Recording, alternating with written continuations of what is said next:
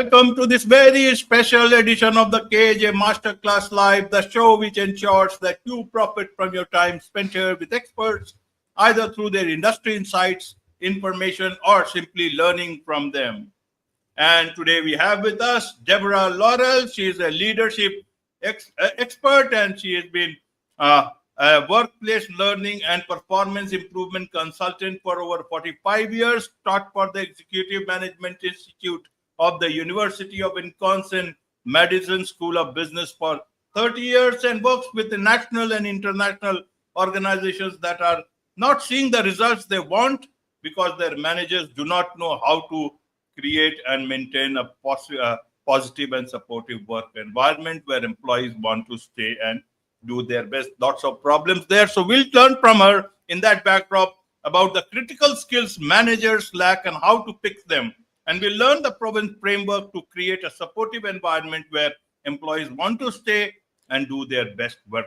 Welcome to the show, Deborah. Thank you so much. I'm happy to be here.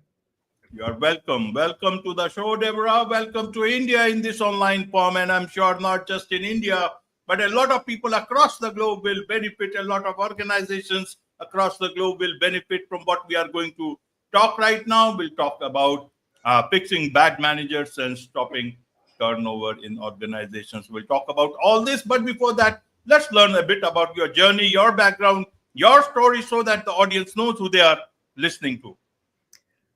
Well, I've been working in the area of workplace learning and performance improvement for a very long time.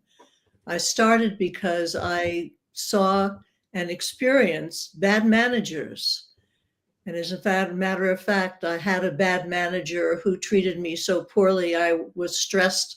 I lost the use of my left arm. And it wasn't until I left that agency and found welcome somewhere else that I started to heal. So my commitment is to make sure that no employee has to bear this and suffer the way that I did. Absolutely, absolutely. But then how will you stop it? You have been working on it for so many years. Organizations are working on it for so many years. But every year, every day, we add managers who are not only bad managers, even bad people, also putting a lot of unnecessary stress on people around them. And nobody is fixing them. Nobody is fixing them. Nobody is fixing accountability on such managers. And we have had the great resignation, the quiet quitting, and still so much of pressure everywhere. And now organizations are talking about AI. Amidst all these things, how do you see that atmosphere? Should one be, as an employee, should one be happy about it? Or should one be, not so happy about the present times? And how do you intend to fix it? Or is it too much broken that to be fixed?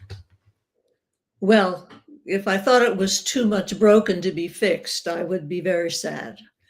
I think that we don't have managers who wake up in the morning going, I'm going to be evil and bad and hurt employees. I think we have a lot of managers who are promoted because they're high performers as individual performers. And someone automatically assumes that when they become a manager, they will suddenly know how to delegate, how to motivate, how to build a team, how to give constructive feedback. And they don't have any of those soft skills.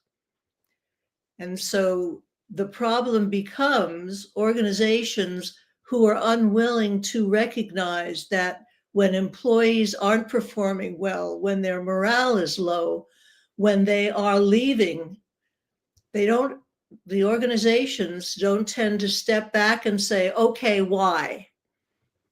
And the answer is, of course, we've got a manager who doesn't know what they're doing.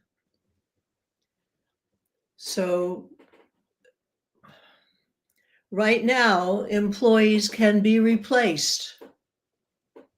They are considered, I don't think that all organizations consider them cogs in a wheel. Of course not. But there are many organizations that figure if somebody leaves, we'll just fill that position.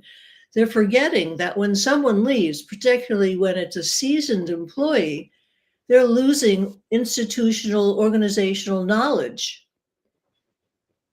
And suddenly we have managers there who have no context, who have no idea of what's gone before.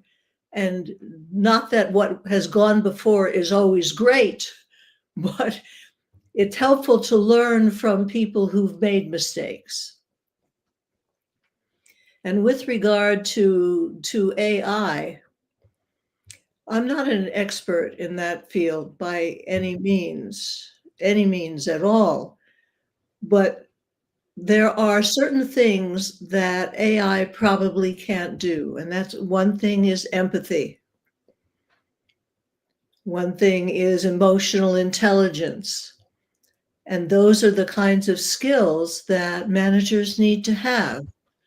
They need to be sensitive to what their employees are experiencing. When they're implementing change, which is almost constant in any organization, they need to be sympathetic to how that affects the employee, how they're feeling, so that they can address that and help smooth the way. So although AI is amazing and can accomplish many things, I don't think that it can replace the human touch. Absolutely, Deborah. So let's understand it this way. You see, you work with a lot of national and international organizations, and they're, as you say, they're not seeing the results because their managers do not know how to create and maintain a positive and supportive work environment. Why are they keeping such managers? Why don't they keep people who know about these things rather than keeping who do not know about these things? Is it that these organizations do not want to change things because it works better for them, or some individuals who are in those organizations do not want things to change, and that is why they are not bringing the same sort of people which will not perform, create that distance between the, through this management or managers create distance between the employees, and that works better for them? Should we understand it that way? Help us understand, because these people have power, organizations have power, they have structure, they have people with responsibilities, they have got the chief human resource heads and all those things. Why is it that they are not able to fix? Help us understand from that. Then naturally one will ask, they want it that way because it works for them this way. Well, I'm not sure how to get through to managers, upper management, the owners of organizations, the presidents and CEOs. I think that they're focused on numbers. They're focused on production. And even an unhappy employee can produce. So I'm not sure why they don't see this, or if they do see it, why they don't do something about it. I think in the past, and possibly now too, there tends to be a blame the employee mentality. If the employee isn't performing up to expectation, has low morale, is calling in sick, well, then that's a poor employee. And so we look at the obvious problem, which is not the real problem. The obvious problem is the employee is acting out in some way. The real problem is there's a reason why that employee is acting out in that way. And I don't know when I've never been, well, I'm a CEO of my own organization, but I've never been a CEO of a huge organization.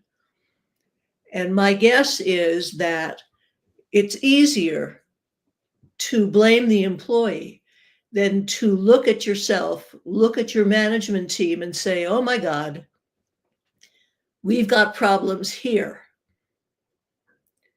So I think that's the only reason I can think of why no action is taken to train the managers. The assumption is the managers know what they're doing. The assumption is that managers are good, or at least they are giving what the organization says they want from them. Absolutely. Absolutely, Deborah. So that is why good employees leave and all these, not so good ones stay. Not all of them, but some of these good enough to, spoil the culture or spoil the situation for many organizations. You talked about your own situation so many years back, unless I read your story, until one of your former colleagues, offered you a thing which worked for you. So, in terms of present situation, should we understand that is it that more high performers are getting to this managerial positions? They do not know, they know how to perform, but they do not know how to manage people. Other people who come through, they are also, good or bad, I don't know, but they do lack all those characteristics of a leader, empathy, and all that. Should we understand it that way, or is it that bad managers are good people when they start in the morning, but as soon as they reach office, they become bad managers? Help us understand all these dynamics on the ground, Deborah. Well, if a new manager has not been given the skills that they need, then they're going to model themselves after whatever manager they've had. Now, if they've had a terrible manager, someone who enjoys power, enjoys yelling at people, then that's what they're going to do. If they had a manager who was thoughtful, who got to know employees' names, interacted with them on a daily or weekly basis, then maybe they would follow that lead and do that.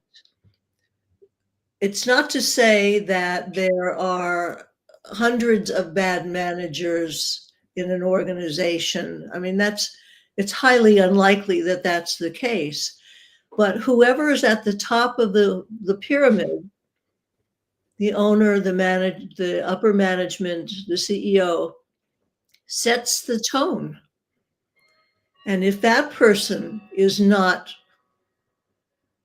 well prepared to interact with people, they may be wonderful at programming, they may be wonderful at helping the company aim toward the stars and get there, but they're trampling on employees, and they are trampling on their managers, and the managers then trample on the employees.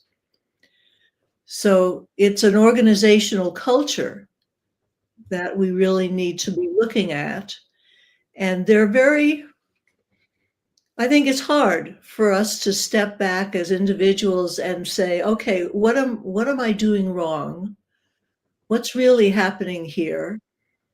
Am I open to learning? Am I open to growing? Or am I defensive or so sure of myself that there's no reason for me to change? And so therefore, whatever's happening is supposed to happen, and that's okay.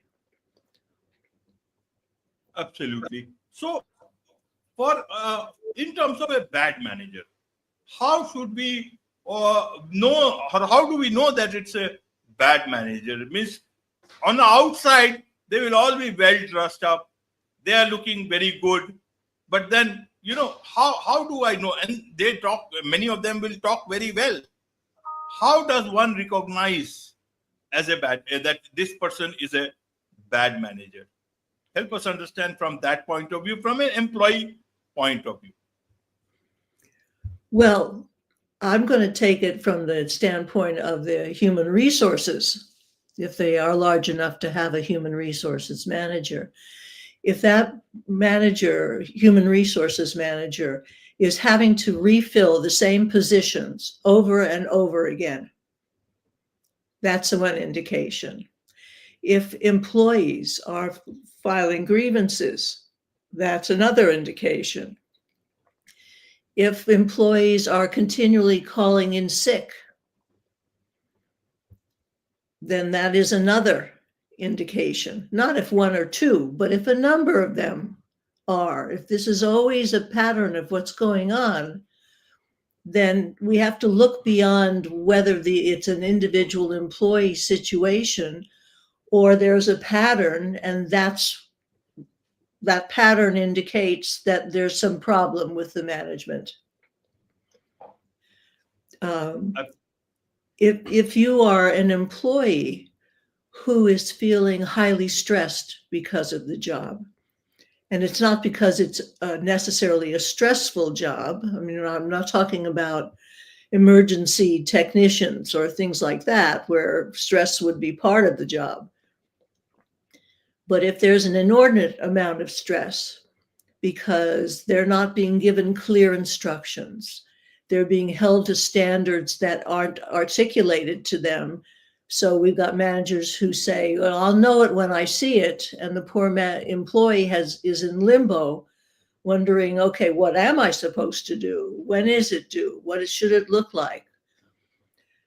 If the employee is being micromanaged so that they're not given opportunities to make any decisions, even the decisions that they should be able to make in order to fulfill their responsibilities. All of these are clear indicators to an employee that they're not in a good position. And sometimes the best thing the employee can do for their own health is to leave that organization. Now, given the economy, that may not be the best financial decision the person can make, but ultimately the question is your job worth dying for? And that was that was the decision that I had to make. And I left an organization where I had been for many, many years because of that reason. Absolutely, absolutely. So, in terms of a leader, what sort of a leader or a manager will succeed in today's time, Deborah? Someone with a growth mindset, someone who looks at what's going on when things don't work, steps back and asks, all right, what did we learn from this? As opposed to, well, that didn't work, let's do it harder. And again, I don't want to sound as if I'm characterizing all managers, all leaders as being without a growth mindset. But in response to your question, that's one thing that they need. They do need interpersonal communication skills. They do need emotional intelligence. And we can pare that down to they need to care about employees, not just the bottom line. And they have to recognize that their employees are their greatest asset. Without their employees and without their employees happy, healthy, productive, engaged, feeling that they are recognized and valued, the organization may hobble along, but whether it's going to grow and sustain that growth is a whole nother matter. Right, Deborah. How do you see things at the moment? Do you think organizations are looking at change because they want change for the better, or is it they are looking at change or looking at the right kind of leadership for today because they have no other option earlier, otherwise they would not have looked at it that way? How do you see this situation? One is a forced change, one is a, when you are knowing things on the ground and you change accordingly. Would you rephrase that question? I'm sorry. Right. No problem. Deborah, how do you see organizations? Is there a willingness to bring the right kind of leadership because they want to bring more happiness within their culture?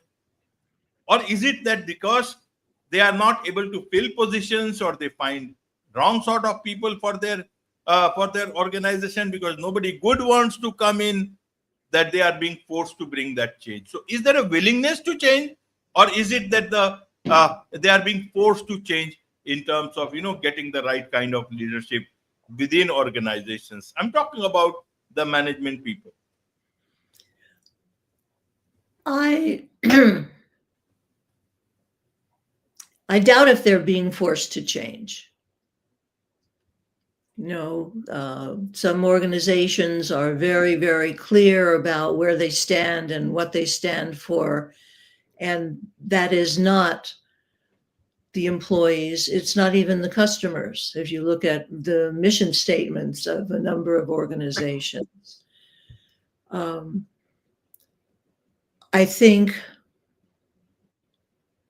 well, we see a lot of businesses being created, employees leaving, or people simply not even going into corporations, just starting their own businesses because they don't want to be under the thumb of someone.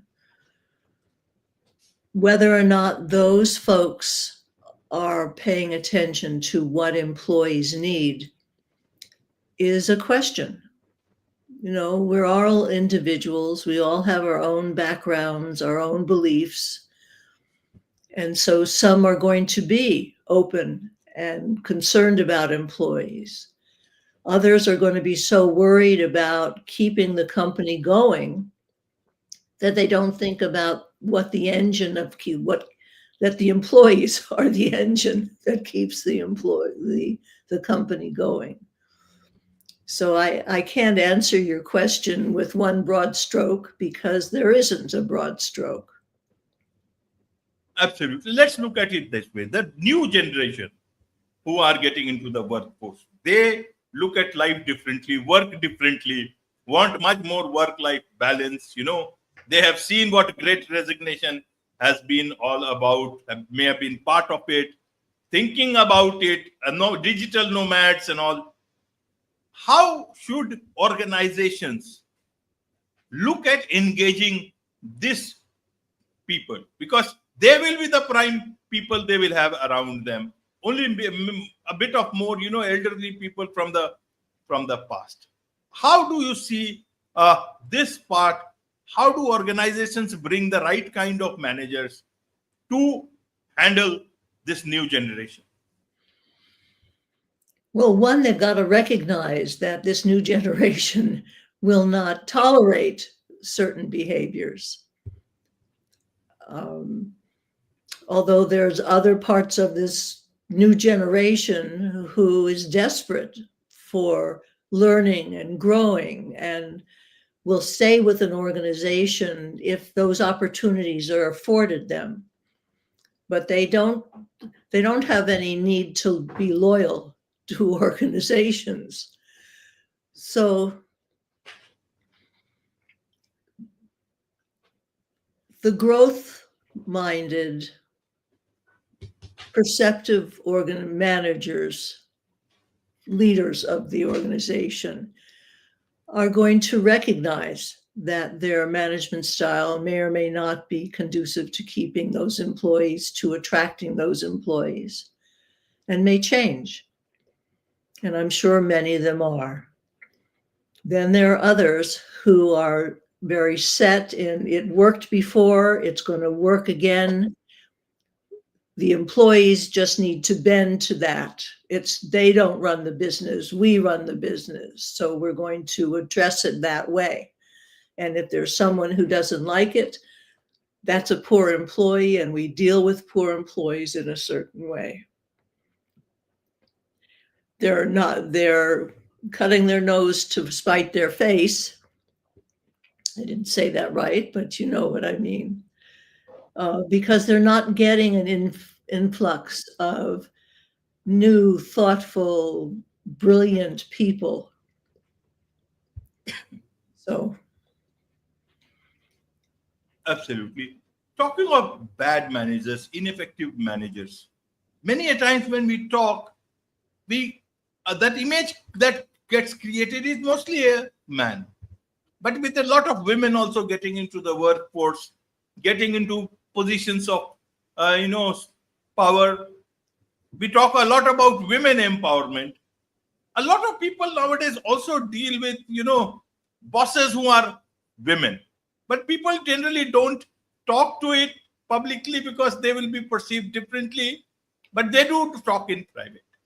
How do you look at this part of, uh, the employee understanding of, women bosses? I just wanted your thoughts on this because you see things from very close. For men, they can openly go and complain, but for women, I don't know whether organizations are prepared and even the employees themselves are prepared, especially men employees, women bosses.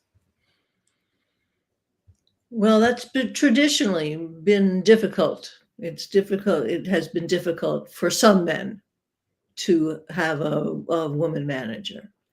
And that continues in some organizations, no question. I haven't worked with many women owners or CEOs. There are more than there used to be. There's no question about that.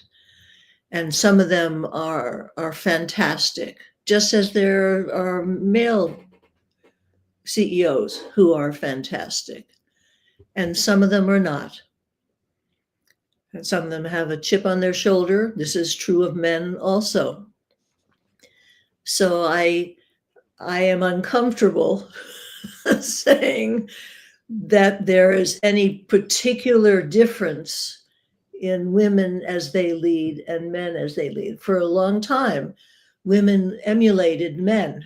We dressed like men, we wore suits, sometimes ties, and we modeled what had been modeled to us. I think that there are certainly women, just as there are men, who are sensitive to what employees need, who recognize that it's important to support and value and encourage people. So I guess I'm not going to wade in on that particular question. Absolutely, absolutely, Deborah. So when let's understand, when do you wade in into a crisis like this? When is it that you come into the picture for organizations? Is it because things are very bad, or they assume that it will get bad, or that things are good and they want them to be better? Well, as a consultant, the time that you're brought in is when things have really gone to pieces and they don't know what to do about it. Or they want a fall guy. I have been brought into situations where it would be so much easier to blame the consultant than to accept responsibility for what's going on. And I've had that happen to me. Now, my career has been very long. And when I got into business, there were not very many women who were in management positions in many organizations. And coming in as a woman, a young woman particularly, very difficult to establish any credibility or be very effective. These days, still the growth-minded organizations recognize that leadership is important, and some of their leaders may not have the skills they need, and are very open to wanting to bring someone in. There are some industries that are traditionally in need of good managers, but they don't train managers because they don't think about that. They're focused on other things in the organization, and the people who work for them really are essentially just a number. So there are lots of reasons why why an organization might bring someone like me in. I would hope it's just because I'm charming and I'm effective, but it doesn't work that way. Absolutely, absolutely, Deborah. There is so much to learn about all this from you, and I'm sure a lot of organizations, a lot of individuals, they would like to connect with you, learn more from you, and also engage with you as a client, what's the best way for them to do so? The best way is just to go to my website, which is Laurel and Associates, just like my name, Laurel and Associates Limited. That is the best way to get in touch with me. That is also the best way to become a subscriber to my Laurel Learning Tips. We're up to 1,100 of them regarding management as well as training. Wonderful. With this, it's a wrap on this very special edition of the KAJ Masterclass Live. Thank you so much indeed for joining us. Thank you so much. All right.